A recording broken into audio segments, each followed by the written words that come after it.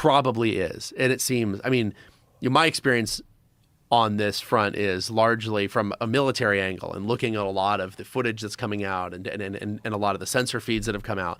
And the thing that what we really need even more than discovering microbes, like these flying objects. Yeah. The problem is that most of them, and I'm not saying all of them, most of them, we're only capturing them on, let's say, one sensor, like a camera is seeing it or a radar is seeing it. It's very rare to get both of those totally different types of sensors looking at it at the same time. It's relatively easy to imagine a world where a sensor would have an error or an artifact, or even that's being actively spoofed, right? Like people are actively trying to trick it. You can make radars see things that aren't there. You can make cameras see things that aren't there if you're really smart about how you interact with them. It's very hard to make something that makes a radar and a camera see something that isn't there in a way that perfectly aligns with what is there. Now, you saw the recent one with the Hellfire that was fired, and it appears to have broken up but then kept moving. Yeah. That's interesting because now you have something that's on a camera, and you sent another thing with a seeker, and it got there, and it blew up. Is that definite, real footage? I mean, I believe... It's been verified? I am probably not in a position where I should say if I know if it's been verified, but I'll tell you this: I believe the footage is real. Let's run it through Perplexity and ask. What do you mean by verified, though? Just ask if it has been verified that this is legitimate footage from the military of whatever they thought it was going to be, and a Hellfire missile hits it. I do believe that one of the members of the Unidentified Aerial Phenomenon Committees in Congress introduced it into a hearing. That's where it came from. It came from a hearing. Yeah. So who released it? It didn't just show up on Twitter. Oh, okay. Which guy released it? But the question is, like, why would we assume that it's a biological entity? It doesn't have any windows. It's this round thing that looks like a Tic Tac. If there is some sort of advanced propulsion system, some revolutionary way of moving through space and time that the U.S. government has developed, in some Black Ops program, that seems very likely impossible. That seems more likely than aliens visiting us. But there's more than one incident, and there's a lot of these things. And the possibility of alien life in the universe, although we've never experienced it, seems rational. It seems very rational. And if you were going to study an emerging civilization that is both primitive and warlike and yet insanely technologically advanced to the point where they have nuclear weapons, they can transmit video through the sky, they have propaganda, they have tracking of their citizens, like that's us. That's us right now. And while we are these territorial primal beings with fucking nuclear weapons, this would be a good time to start exposing yourself. Yes. And to stop this nonsense. Insanity. Yeah. And look, the reason why we named the rooms at our club Fat Man and Little Boy is because in UFO lore, that's when they started showing up. After the detonation of the atomic bombs in Japan, that's when the UFO sightings ramped up. And they ramped up mostly in the U.S., right? Yes. So that's interesting because the U.S. was the nuclear power. And we were the one who was doing a lot of fucking testing. Yeah. And also we have all these military bases. Who the fuck has more military bases than us? No one. Who has more nuclear weapons pointed at other people than us?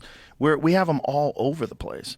And there's all these multiple sightings and eyewitness accounts of like very credible people who say these things have hovered over military bases. It'd be pretty cool if these aliens were benevolent overlords. And they were like, hey, my children. Yeah. Or maybe even so advanced intellectually that the concept of an overlord is preposterous. And they're just biological management. There's just the gardeners tending to make sure the weeds don't get out of hand and just like let this process continue to play itself out. Because this process of technological innovation it's the everything that humans do. Yeah. It's what we do at the pinnacle of our creation is we make better technology. Well, I always wonder about fractals and whether or not, like, this idea of this being a simulation, this being, like we are kind of replicating, we are creating machines and doing our best to create them in our own image, right? Yes. And that's interesting. That's because the mythologies that we subscribe to are the idea that this God that we pray to made us in his image. Right. And we're doing the same thing now with robots and computers. And that's an interesting thing that we seem to have this sort of paradigm, this idea that that's the scaffolding for the way we think, right? And to what end? And why are we doing that? Maybe it's the and has creation it of a already new life happened? form. But has it already happened? Are we the result of that impulse that happened a long time ago? I think we don't are know. the shit-throwing chimps that are going to become the nuclear physicists. That's what we are the shit-throwing chimps from 2001 that Yeah. become Oppenheimer. Yeah. Yeah, and then I think this thing that we become is integrated with technology. It's probably some sort of a hybrid.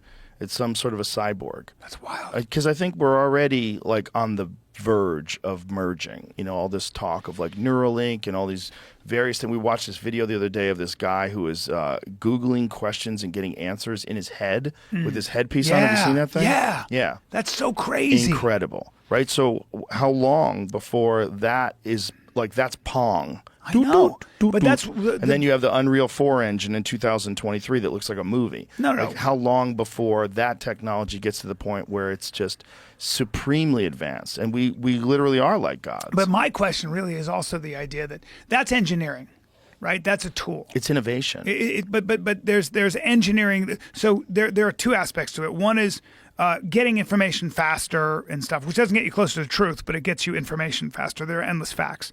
But more importantly, I always wonder, like, why we are given this. I really believe that human potential is pretty much infinite. Whatever you can imagine and beyond, we can do. And we are doing. We seem to be doing this. Like, think about how crazy that is. I can wear a headset and I can do things with my mind and look up the answer. Yeah. That's insane. That's magic. It's crazier than magic. But there's a way to measure that and quantify that and replicate that. So it's not magic. I can do it and I can tell you exactly how I get there, which is even crazier. So what is that leading us to? It is nudging us closer. It's like I think it's very significant that we're getting a better understanding of what it's like to be someone else. Yeah. We are. It's really hard to say that a Yanomamo Indian or whoever it might be thinks about things differently than I do when I know so much about how all these human beings, like someone in Iran, someone in Jordan, laughs and cries and bleeds at the same thing I do. It's being prejudiced based on what that person looks like over there is becoming harder and harder to justify. Where it was before we knew about that, we were like, well, those people over there are quote unquote savages, or they're this, that, and the other thing. And I do think that we are getting a better understanding of what it's like to be each other and being nudged in the same direction. I'm not saying we don't become tribal. I think that's true too. But why? And it's interesting to think about where that's leading us to what understanding. And then when we have that understanding, what are we going to do about that? Right. And are we going to pull it together? And are the aliens here to make sure that we don't fuck it up? Yeah. Yeah. That's the beautiful idea. The terrible idea is that it's all us. And then it's all a big ruse, and it's all just drones that we're doing because we don't want China and Russia to know about it. But we have insane propulsion systems that operate on gravity. And yeah. I think it is but us. But I it hate seems, to tell you. It seems like both. It seems like us, and it also seems like there's some shit that we just don't understand. And I don't know if those people are telling the truth. Because if the people that are telling the truth that there's biological entities, and this is what Jackie Gleason said that Nixon told him, and Nixon took him on they were drinking. You know that famous story? No. Who knows if it's true? It's a legend. But the legend is that Jackie Gleason and Nixon were drinking, and that Nixon said, "You want to see some fucking aliens?" And they get on Air Force One, and they fly to some Air Force base, and they go to a place where they have a crashed UFO, and they have biological beings that are in freezers. And Jackie Gleason sees this. And Jackie Gleason, after that, has a house built in upstate New York that looks like a UFO. He became obsessed with UFOs after it. There was a house, it was actually for sale at one point in time. Yeah, so he has this house that he had shaped like a UFO.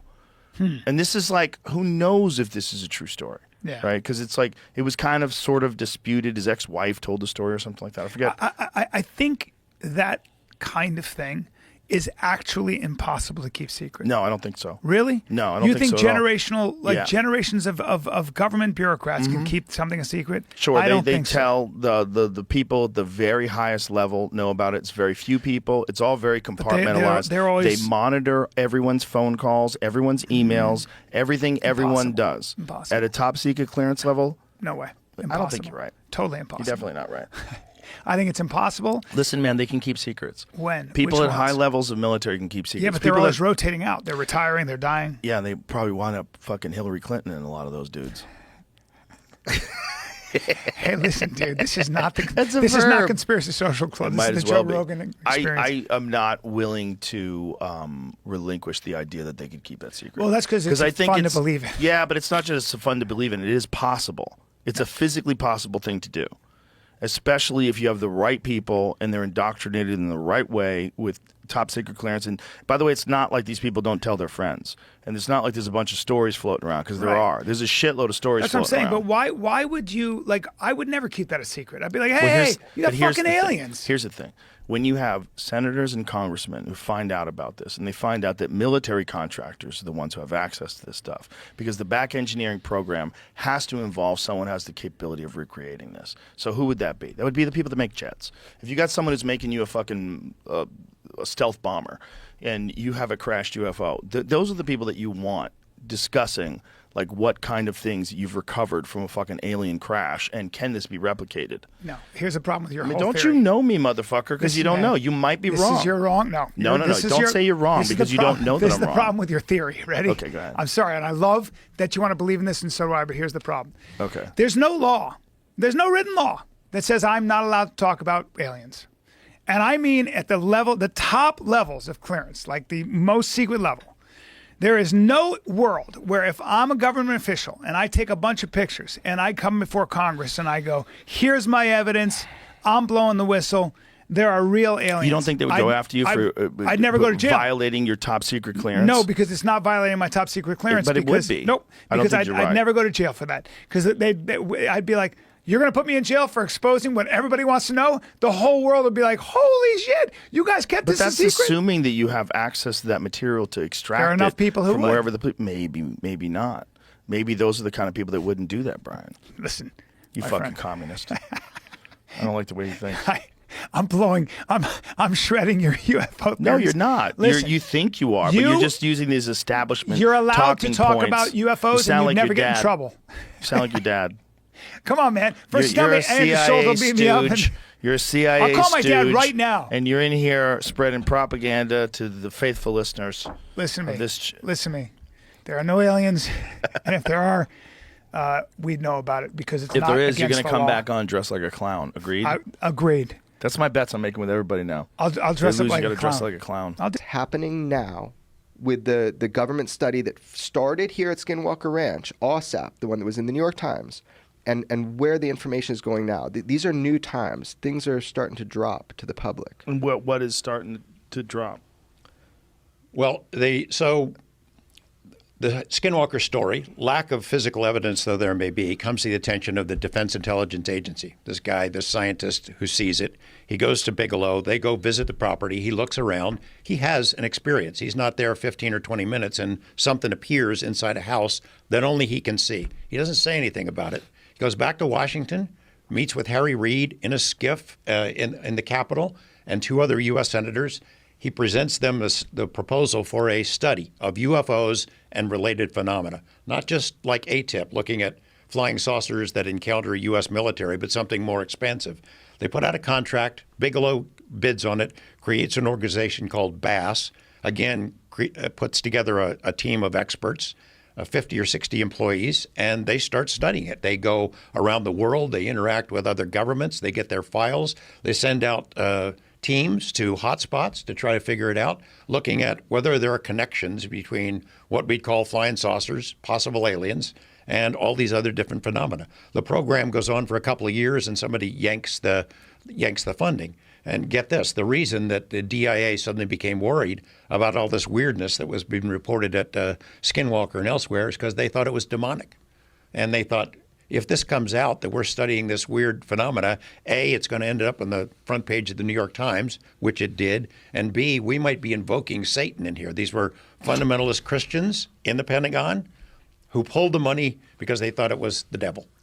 I'm not making that up. That's hilarious. And the program it now continues. They keep reporting that it stopped. It hasn't stopped. The U.S. military has been studying UFOs since the beginning in every branch of our military. They continue to do so. And now every time they get caught in a lie, so it is continuing. Tell them about it. It is continuing. So OSAP's money was taken away, but the ATIP program, which is what Lou Elizondo headed up, that looked just at military UFO encounters, continued. Pentagon says it was ended. It did not.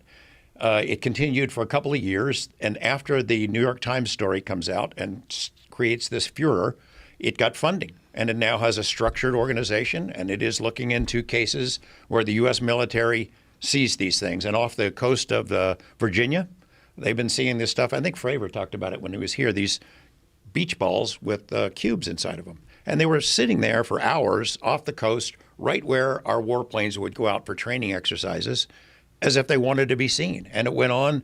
There were 70 or 80 witnesses during 2015, 2016, pilots. Some of them were willing to talk about it, some weren't. It continues to this day. Now the program is on more solid footing. Now Congress has been informed, and they want to expand it and get more information. We are told the New York Times is working on another follow-up story to look into reports of what Lazar said, crash retrievals, reverse engineering, the existence of these metamaterials, bits and pieces that Grandpa had stashed in a barn somewhere, whether it's Roswell or other alleged crashes. They're taking it seriously to figure out if there's something about these materials that we could not have created. So the BASS program, the OSAP program, created a baseline of what we know about the state of our technology right now in different disciplines, lift and propulsion, things of that sort. They commissioned 38 papers that would be the baseline for what the state of human knowledge was in 2009. And those papers were published on an internal Department of Defense website, but they've never been made public. 6 of them have now leaked out, and I brought along 2 more for you that have not been made public. So these are like scientific reports based on the government study of UFOs. Okay, so they commissioned these papers. Only a handful have been released to the public. George happens to have a couple few more. So you're going to be the first person outside of the program other than me to see it. Outside of the what does it say? They're called a DIRD. This is a Defense Intelligence Reference Document. This paper is on metamaterials. So how you could engineer existing Earth materials where you could duplicate what you're seeing up there. None of these papers, 2 of them actually, mention aliens or UFOs. They're strictly on what the state of our knowledge is or was as of 2009. And they reference aliens and UFOs? Only 2 of the papers do. And how do they reference them? Well, there's one of the papers that looks at the physical effects of people that come into contact with these unknown craft. And it's sort of like the effects of radiation or microwaves. There are physical effects, hundreds of cases that have been investigated, and that's what that paper looks at. And that's already out there. Yeah, the harm that is done to the body, what they call close proximity to a UAP, which is a UFO. There are known effects to the human body that are horrible, and there was a study that focused on the witnesses they do know had close encounters, like military people, and then how it negatively impacted their body. So each of these reports, as he obtains them or as people find them, they're very illuminating to what our government knows. There was one that looked at how you would track a hypersonic vehicle traveling through space. How difficult would it be? Now, it doesn't say UFOs, but it's looking at things that really travel fast that are coming in from space into our atmosphere. How would you track that? Now, when that paper was written in 2009, we didn't have hypersonic weapons. Now, the Russians claim they've got them.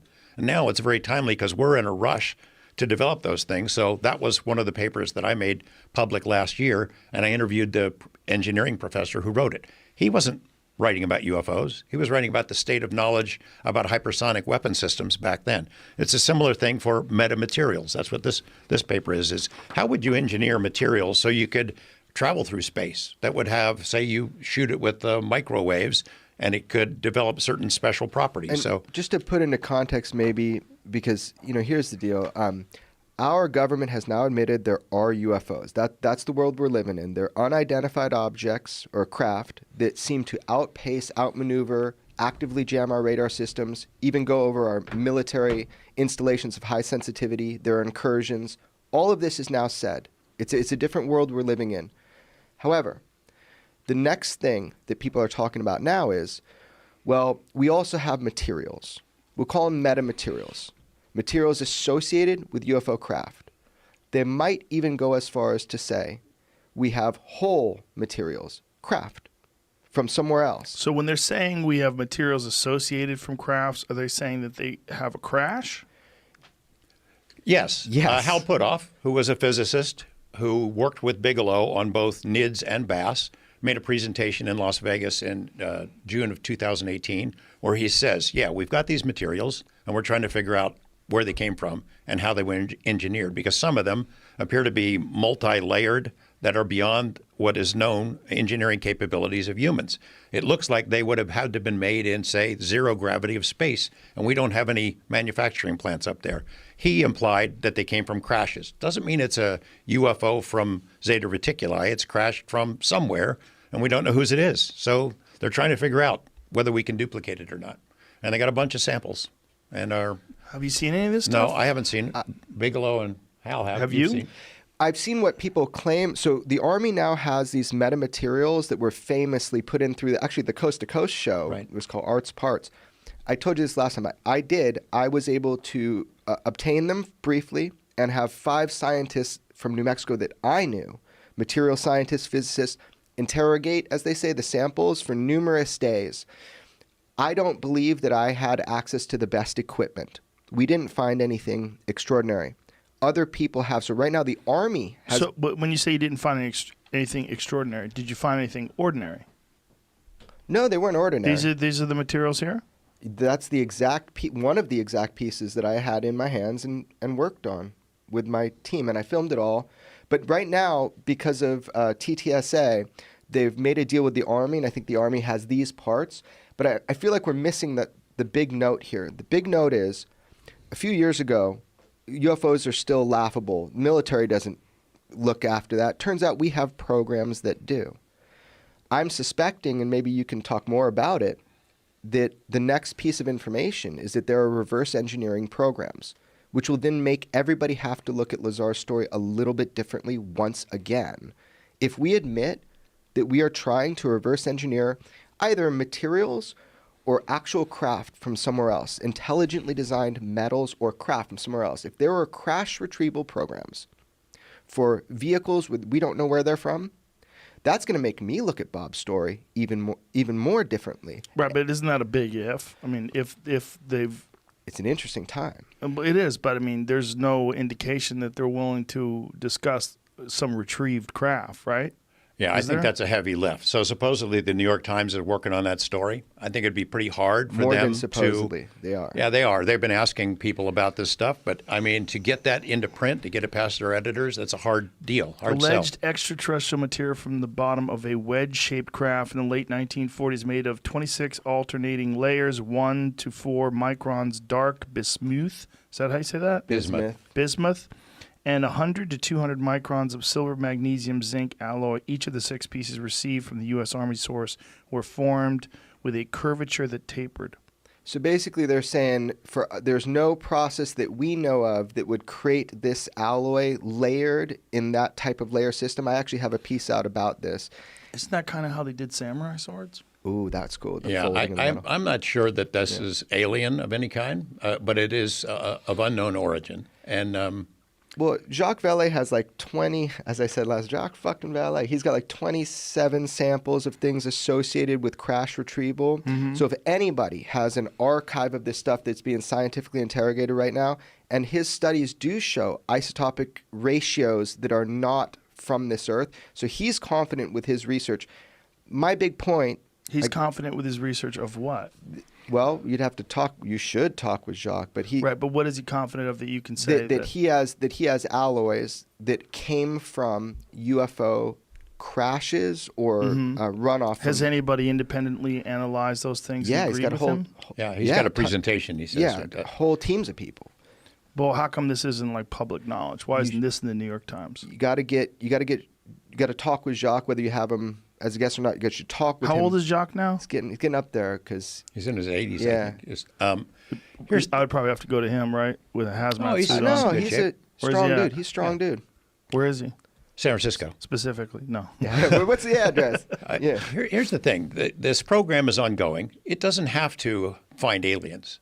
There are legitimate national security reasons to be looking at who's flying these craft. These Right. things are still being seen over our military installations, and our Pentagon wants to know who's flying them, and that's a perfectly legitimate inquiry, regardless of little green men. No one wants to say there at the Pentagon that we're investigating UFOs and aliens.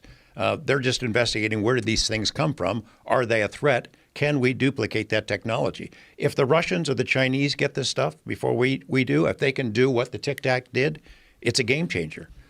So they want to know whose it is and how we can duplicate it. And that is a perfectly legitimate inquiry whether there are aliens or not.